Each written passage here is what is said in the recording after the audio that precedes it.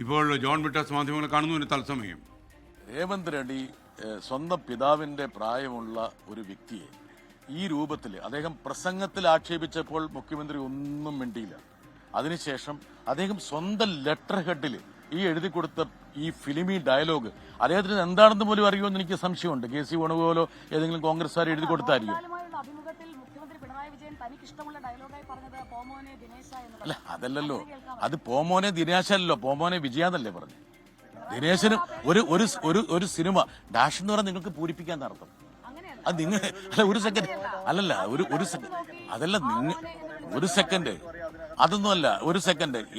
എനിക്ക് മുഖ്യമന്ത്രിനെ നന്നായിട്ട് അറിയാവുന്നതുകൊണ്ട് അദ്ദേഹം ഡാഷ് ഇട്ടത് നിങ്ങൾക്ക് ഇഷ്ടമുള്ള, മലയാളിക്ക് ഇഷ്ടമുള്ള പദം അവിടെ പൂരിപ്പിക്കുക. അത് പൂരിപ്പിച്ചോളാനാ പറഞ്ഞത്. ഒരു കാര്യം ഞാൻ പറയട്ടെ, അത് നിങ്ങൾ ഓരോരുത്തരും ഓരോ രൂപത്തിലല്ലേ ഉപയോഗിക്കുന്നത്. ഡാഷ് ഉദ്ദേശിക്കുന്നത് എന്താണ്? നിങ്ങളിപ്പോ പരീക്ഷ എഴുതുമ്പോൾ ഡാഷ്, അതന്നെ ഡാഷ്, വേറെന്താ ഡാഷ്? നിങ്ങൾക്ക് ഇഷ്ടമുള്ള പദം അവിടെ ഉപയോഗിക്കാം. അത് നിങ്ങളുടെ അതൊരു സെക്കൻഡ്. ഡാഷ് എന്നുള്ള മുഖ്യമന്ത്രി ഉപയോഗിച്ചതാണെന്ന് കറക്റ്റായിട്ട്. നിങ്ങൾക്ക് ഓരോരുത്തർക്കും അനുയോജ്യമായിട്ടുള്ള പദം വെച്ചത് പൂരിപ്പിക്കാം. ഞാൻ പൂരിപ്പിക്കുന്ന പദമായിരിക്കില്ല സുജയ് പൂരിപ്പിക്കുന്നത്, അല്ലെങ്കിൽ നിങ്ങൾ ആരെങ്കിലും പൂരിപ്പിക്കുന്നത്. ഓരോരുത്തർക്കും ഇഷ്ടമുള്ള പദം വെച്ച് പൂരിപ്പിക്കാം. നല്ല പദം വെച്ച് പൂരിപ്പിക്കണം, നിങ്ങൾ പൂരിപ്പിച്ചോളൂ, ഒരു കുഴപ്പമില്ല. ഒരു മോശം അത് നിങ്ങളുടെ ഇതുപോലെ ഇരിക്കൂലേ. അപ്പൊ മുഖ്യമന്ത്രി യഥാർത്ഥത്തിൽ കേരളത്തിലെ ജനങ്ങൾക്ക് ഒരു ഫ്രീഡം തന്നു, നിങ്ങൾക്ക് അനുയോജ്യമായിട്ടുള്ള പദം വെച്ചിട്ട് പൂരിപ്പിക്കാൻ. ഒരു കാര്യം ഞാൻ പറയാം, ഈ രേവന്ത് റെഡ്ഡിക്ക് കേരളത്തിന്റെ ചരിത്രം അറിയണമെന്നില്ല, പക്ഷെ രേവന്ത് റെഡ്ഡി ആന്ധ്രാപ്രദേശിന്റെ ചരിത്രം മനസ്സിലാക്കണം.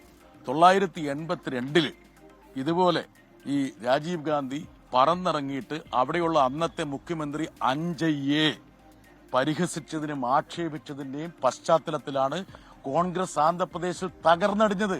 NT രാമറാവുവിന്റെ തരംഗമുണ്ടായത് എങ്ങനെയാണ്? തെലുഗു ആത്മാഭിമാനത്തെ മുറിവേൽപ്പിച്ച രാജീവ് ഗാന്ധിയുടെ നടപടി കൊണ്ടാണ്. അതുപോലെ ഒരു നടപടിയാണ് യഥാർത്ഥത്തിൽ ഈ രേവന്ത് റെഡ്ഡിയുടെ ഭാഗത്തുനിന്നുണ്ടായത്. അതായത് കേരളത്തിലെ ശരാശരി മുഖ്യമന്ത്രി എന്ന് പറയുന്ന ആരാണ്?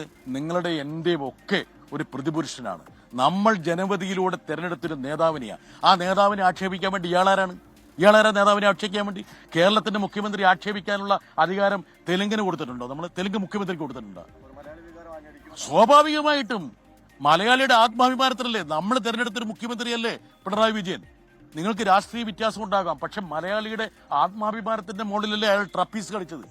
അതും ഹൈദരാബാദിൽ നിന്ന് വന്നിട്ട്. മൂപ്പർക്ക് എന്താ കേരളത്തിന്റെ മതനിരപേക്ഷതയായിട്ട് എന്താ ബന്ധമുള്ളത്?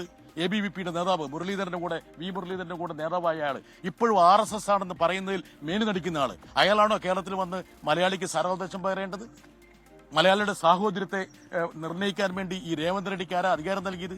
അതുകൊണ്ട് ഓരോ മലയാളിയുടെയും ആത്മാഭിമാനത്തിന് മേലുള്ള ഒരു കടന്നാക്രമണമാണ് രേവന്ത് റെഡ്ഡി നടത്തിയത്. അതിന് തിരിച്ചടി കൊടുക്കും. കോൺഗ്രസുകാർ നൽകിയ ആ തിരക്കഥ സ്ക്രിപ്റ്റ് കോൺഗ്രസിന് തന്നെ വിനിയാകും എന്നുള്ള കാര്യത്തിൽ തർക്കമില്ല.